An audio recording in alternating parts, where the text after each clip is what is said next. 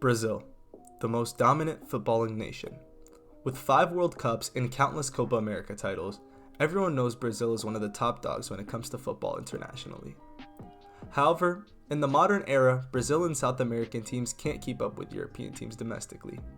Although teams have strong fan bases, they don't have the same financial might to keep up with their European counterparts. But still, Brazil's top flight is one of the most exciting all over the world. With 4 different champions in the last 6 seasons, everyone has a shot at glory. And this season is no different, with 3, maybe 4 teams are gunning for the title. But it wasn't supposed to be like this. This title was meant to be sealed long ago by one team, Botafogo. If you don't follow the Brazilian league, then this team might not sound that familiar to you. Although they are seen as one of the Big 12 in Brazil, they are clearly one of the less successful clubs in the group. Botafogo was founded on August 12, 1904. They have won a multitude of different trophies, from 2 top-flight league titles in 1968 and 1995 to the Copa CONMEBOL in 1993, which is kind of like the Europa League equivalent. They boast many tall tales of top Brazilian legends playing for them. You may recognize names like Garrincha and Jairzinho as some of their biggest legends, winning World Cups with Brazil while also being players for Botafogo. However, since their glorious streak of trophies in the 90s, Botafogo has fallen off the map. Winning their Brazilian State Cup 4 times since the year 2000 and winning no major trophies, Botafogo have found themselves in financial disarray, even relegating to the Brazil's Serie B 3 times since the year 2000. Finishing dead last in the Brazilian League in 2019-2020, they managed to bounce back strongly and win the Brazilian Second Division, regaining their status as a top-flight club in Brazil. But still, it was obvious that Botafogo isn't what they used to be. Financial problems had turned the once major trophy-winning side as an afterthought in Brazil's Big 12.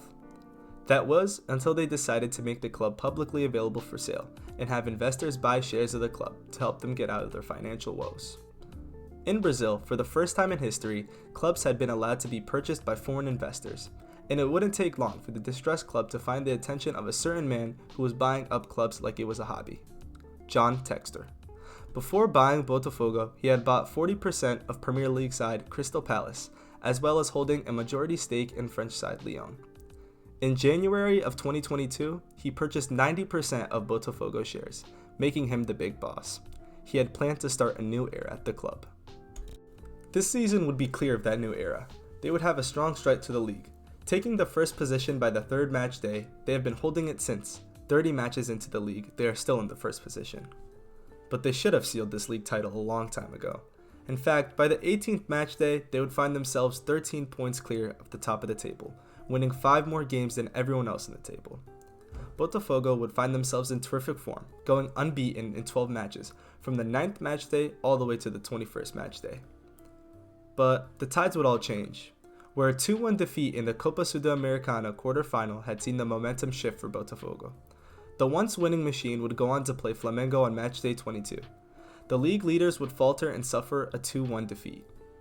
Still, no pressure for the league leaders, who were still 10 points clear. They would go play away against 9th place Atlético Mineiro, and once again another mishap, where in the 81st minute Paulinho would score against Botafogo, and now our league leaders would travel back home with 0 points. On the other side, 2nd place Palmeiras would win and cut their Botafogo's lead down to 7 points. Still, mistakes happen, and Botafogo would enter the next match day with confidence. Playing against 11th place Corinthians, they were expected to get out of their little rough patch. But Corinthians had other ideas, where a second half goal would see Botafogo suffer another 1-0 loss. Fortunately for them, 2nd place Palmeiras would also lose to Grêmio, so they would hold on to their 7-point lead. Earning 0 points in the last 3 matches had been extremely frustrating for Botafogo. But playing against 16th place Goiás at home had seen many fans expect them to win easily, as Goiás was a relegation fighting team. But once again, our league leaders would falter. A 1-1 draw had been the result. But it seemed that everyone behind them was just as terrible. Palmeiras losing again had seen new 2nd place Red Bull Bragantino climb the ladder. However, Botafogo still had a 7-point lead. Now, Botafogo had to travel to big rivals Fluminense, and their morale would be low. But they had been able to rally together and defeat rivals Fluminense 2-0, where 2 goals in 3 minutes had seen Botafogo take home all 3 points. What felt even better though was second place Red Bull's draw, which had extended their lead back to 9 points. Botafogo would then face league bottom MG. They were expected to easily demolish them, as MG are guaranteed to relegate and are currently 16 points away from the drop. And Botafogo would win. Although unconvincingly, they would squeeze a 2-1 result. The 3 points were all that mattered to the club. And they would once again keep the 9-point lead. So, now with 27 out of 38 games played, Botafogo would once again restore their confidence and face Paranese. The game would be a tough battle and had seen Botafogo once again drop points. A 1-1 draw at home had seen their 9-point lead cut down to 7 with the win of Red Bull. And the next week would be a bye week for Botafogo. And it was good news for the side, as the second place Red Bull would once again drop points. With a game in hand, they had kept their 7-point lead. And they would come back next match day to face 11th place Cuiabá at home. And a second half goal from the away side would see Botafogo suffer another 1-0 defeat.